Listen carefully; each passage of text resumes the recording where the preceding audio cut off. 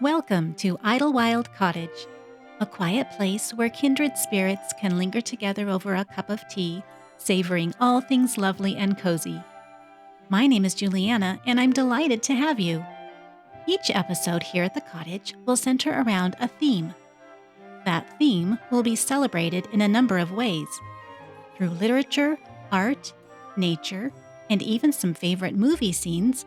We'll cherish the sweet and simple things of life. So make yourself at home, and I'll put the kettle on. What a delight it is to have you join me today, dear friends. This marks our 10th episode here at Idlewild Cottage, which feels like a special milestone. I love how the timing pairs with this season of Thanksgiving, for I am indeed grateful for each one of you listeners. Your encouraging feedback and enthusiasm are a blessing to me. Today's episode will focus on all things lovely and cozy associated with Thanksgiving. It also marks the end of the season of autumn content here at Idlewild Cottage. Following this episode, I'll be taking a bit of a break, and then we'll jump back in with extra cozy content for the winter season. In the meantime, you can catch up on past episodes or find me on Instagram, where I'll continue to share. So now let's turn our attention to the joy, gratitude, and abundance that characterize this season. I think Thanksgiving just might be my favorite holiday. Our family has built up a store of traditions over the years, so I'll be sharing some of those throughout our time together. Of course, I'll also share excerpts from favorite sources that in some way celebrate this holiday. As we began our very first episode with a scene penned by Louisa May Alcott, it seems fitting to do the same today. Alcott has a way of delighting our senses with time, place, and atmosphere, especially apparent in the opening paragraphs of An Old-Fashioned Thanksgiving. This cozy short story is set in the 1820s and was published in the 1880s. 60 years ago, up among the New Hampshire hills, lived Farmer Bassett with a house full of sturdy sons and daughters growing up about him. They were poor in money, but rich in land and love, for the wide acres of wood and pasture land fed, warmed, and clothed the flock, while mutual patience, affection, and courage made the old farmhouse a very happy home. November had come. The crops were in, and barn, buttery, and bin were overflowing with the harvest that rewarded the summer's hard work. The big kitchen was a jolly place just now, for in the great fireplace roared a cheerful fire. On the walls hung garlands of dried apples, onions, and corn. Up aloft from the beams shone crook-necked squashes, juicy hams, and dried venison. Savory smells were in the air. On the crane hung steaming kettles, and down among the red embers, copper saucepans simmered, all suggestive of some approaching feast. Two small boys sat on the wooden settle, shelling corn for popping and picking out the biggest nuts from the goodly store their own hands had gathered in October. Four young girls stood at the long dresser, busily chopping meat, pounding spices, and slicing apples, and the tongues of Tilly, Prue, Roxy, and Rhodey went as fast as their hands. Farmer Bassett and Eph, the oldest boy, were chorin' round outside, for Thanksgiving was at hand, and all must be in order for that time-honored day. If you'd like to linger a bit longer with the Bassett family to see what comes of their Thanksgiving Day, you can find this story over at Project Gutenberg. It's also beautifully narrated on the Classic Tales podcast by B.J. Harrison. I love how Alcott's scene includes some of the fall delights we've enjoyed together at Idlewild Cottage, like freshly harvested apples, hot popcorn, gathered nuts, and a cozy fireside. No doubt Alcott's writing was influenced by a well-known poem written when she was a girl. Lydia Maria Child composed The New England Boys' Song about Thanksgiving Day in 1844.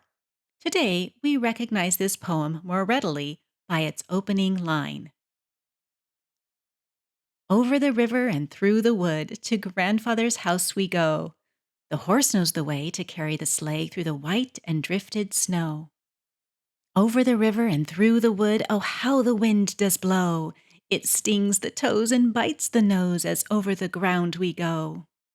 Over the river and through the wood, and straight through the barnyard gate. We seem to go extremely slow, it is so hard to wait. Over the river and through the wood, now grandmother's cap I spy. Hurrah for the fun! Is the pudding done? Hurrah for the pumpkin pie!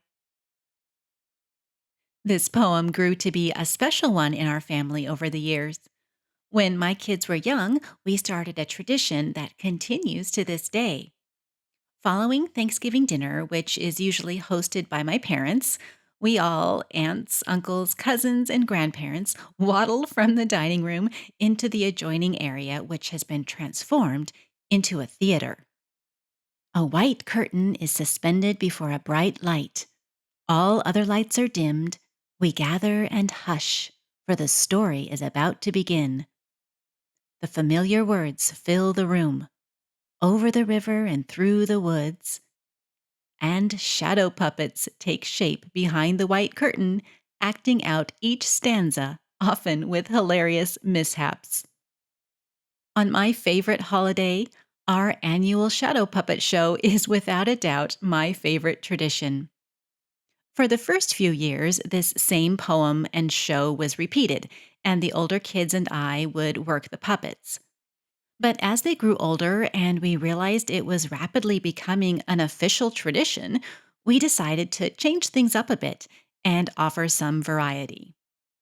Sometimes we acted out poems. Other times we chose excerpts from stories like Little House in the Big Woods and Kipling's Just So stories. And the puppets, which are cardstock silhouette cutouts operated with bamboo skewers, became more elaborate. It was a grand day when we added brad fasteners to create hinges and delightful, though rather unrealistic, puppet movement. This year, we plan to revisit a Laura Ingalls Wilder story performing Dance at Grandpa's. My nieces and daughters typically help spearhead the efforts, and we are all in this year. Another one of our traditions is the instrument song. If you've seen You've Got Mail, you just might know this one. Kathleen Kelly and her coworkers are gathered around the piano for their Thanksgiving celebration. Bertie is ready at the piano bench, and each one has rehearsed their specific part, though they are uncertain of Frank's ability to successfully execute his lines. The horn, it sounds so forlorn, is never quite on key.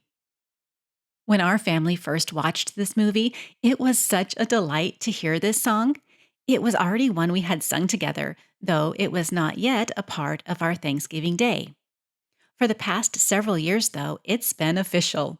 Well, gathered around the table, we all take our parts, adding each instrument on one by one. First the clarinet, then violin, horn, bass, and trumpet. They all carry their notes with confidence, if not perfection. We do happen to have a recording of our warbling efforts from last year, so I'll tag that on to the end of this episode.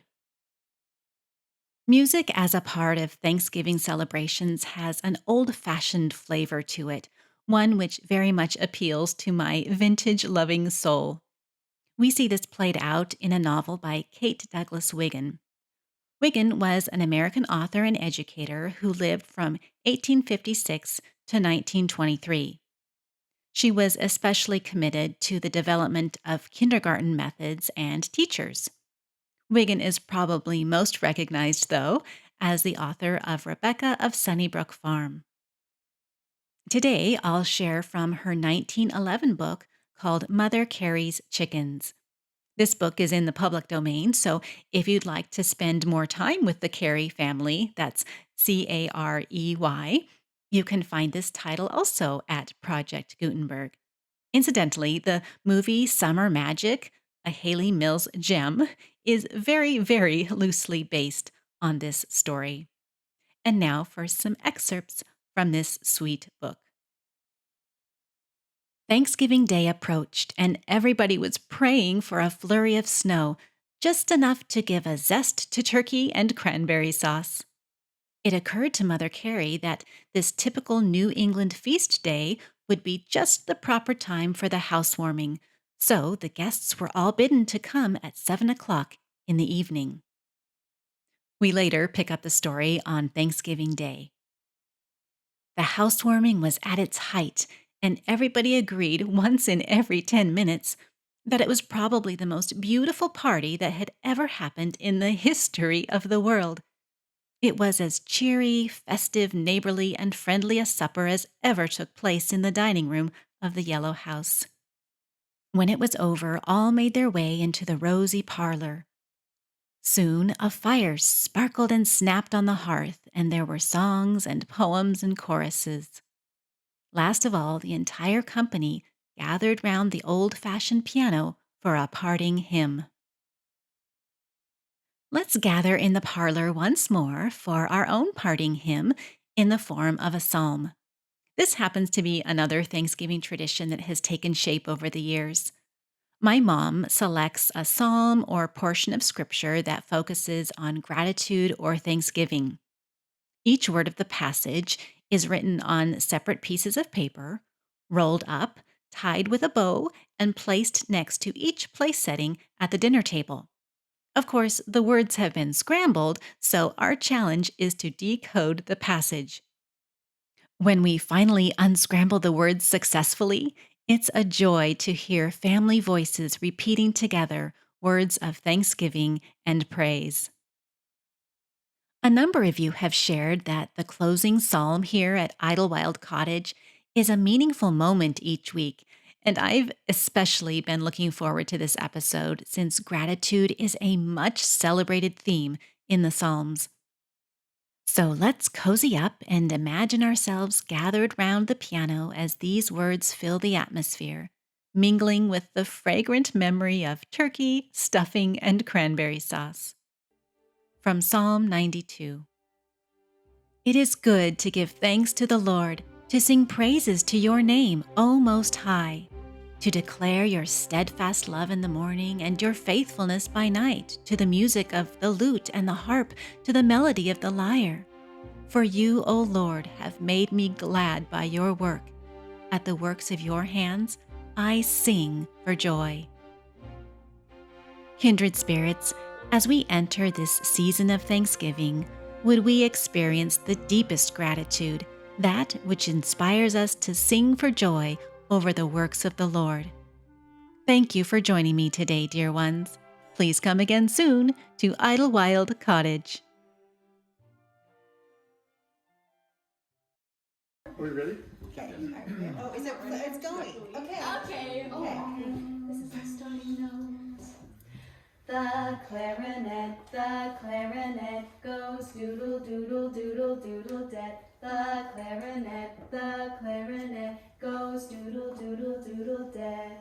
The clarinet goes doodle doodle doodle doodle dead. The